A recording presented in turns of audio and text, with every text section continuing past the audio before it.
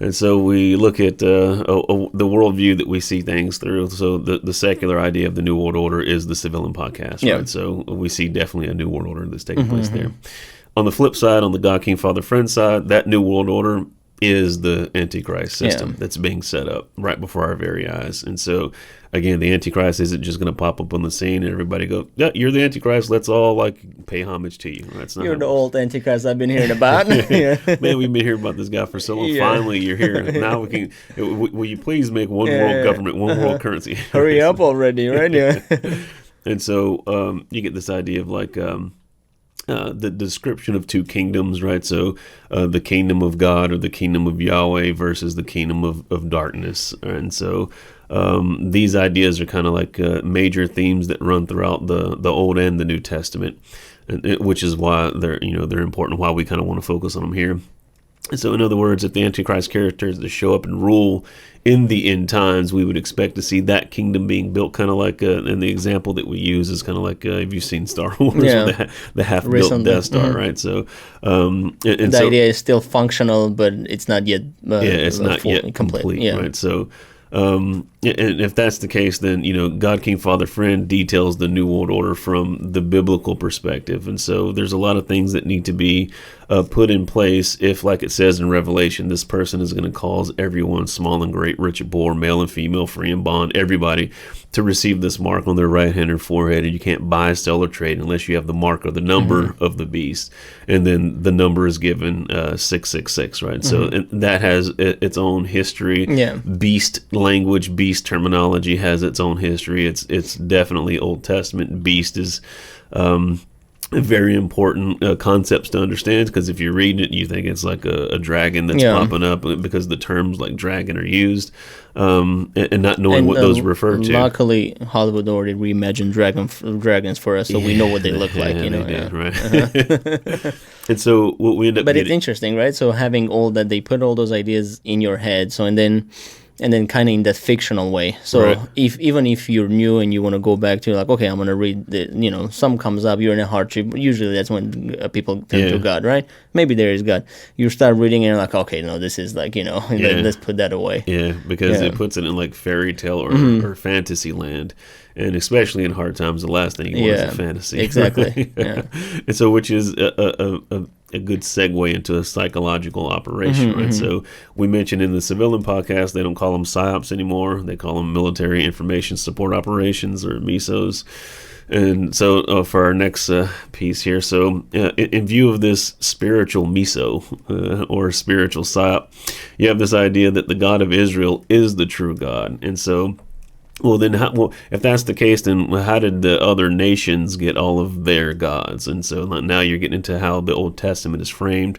And so all the other gods and goddesses are nothing other than like the fallen sons of God that are placed over the nations at the Tower of Babel. And most people are not familiar with that concept by itself. And so you go, what do you mean the sons of God? I thought Jesus is the son of God. I mean, how are there multiple sons of God unless you're Mormon, right? So, you get this idea like you have to understand how the spirit world is architected, and on that side there's rank, there's file, there's tier, there's a reason why we have this phrase "as above, so below," right? So because there is a hierarchy there, and so now in the Old Testament, they're referred to as the gods of the nations. And why are they the gods of the nations? So because there's something that specific happens when they take this leadership role, this administrative role over the nations that are assigned to them at Babel. And what do? They lead their populations in idolatry, basically in rebellion against Yahweh. They want the people to worship them now, right? And so So what they're supposed to do is be kind of like the way that a priestly role is defined. They're supposed to mediate knowledge and access of the true God. This is kind of going to get us on what Adam's role was in the garden in sacred space, right? So, and all of this stuff is kind of coming up later. So we'll kind of keep it on task here because these would be like the spoiler alert. So. So there's this great war that's going on between the divine realm that spills over into the human realm, And now you're going to have beings that are also created in the image of God, human beings, having to we're sandwiched in between this great war, right? And so, and then this is how your Old Testament is framed. It's Yahweh and His people versus the sons of God, who are known as the gods of the nations, and their people. Well, what distinguishes the people of Yahweh? Those, as it says in 1 John, if you say that you know Him and you do not keep His commandments, then you are a liar, and the truth is not in you. So the people that follow Yahweh, who are those people? If you want to identify it with being in the kingdom of light on Yahweh's team, then you must be, to say that you know Him, you must be keeping His commands, should you not, right?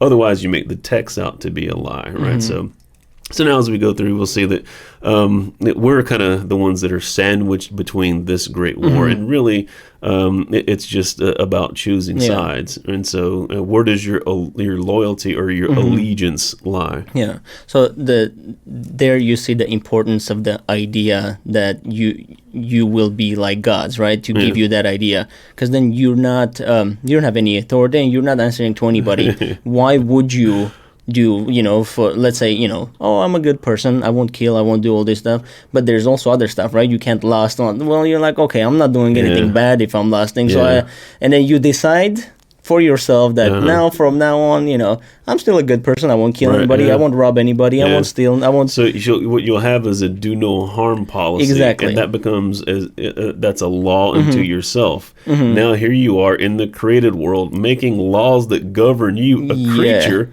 You're making yourself a sovereign unto yourself. Where did you get the sovereignty from as a contingent created being? You don't have it, right? So it's an assumed authority that you don't have. So nowadays, let's say the serpent would be telling you, you're not really doing anything bad. Right. It's not bad. You're not harming anybody. Right. The generation that's being trained right now, that would be a very good sell for them, right?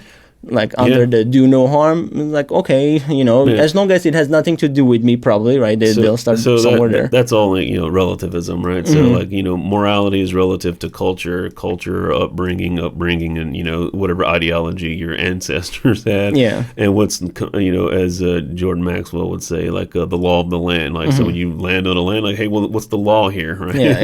How am I supposed to act? What's acceptable? What's unacceptable, right? So, and in those things, you go, well, that's contrary to, something that's immutable like the law of God, right? Yeah. So, and the law of God is to be, the whole idea of it is that you think, based on it being like this quasi-sovereign being that you esteem yourself to be, by this small subset of laws, it's pretty clear. It's kind of like the mirror. When you look in there, you straighten up your character when you look into this law, because this law, it's not going to change. B, it reflects the character and nature of God. And so if you're claiming that you're good without meeting this standard, then you know that you're not really good, right? So you just have a profession of it, real substance.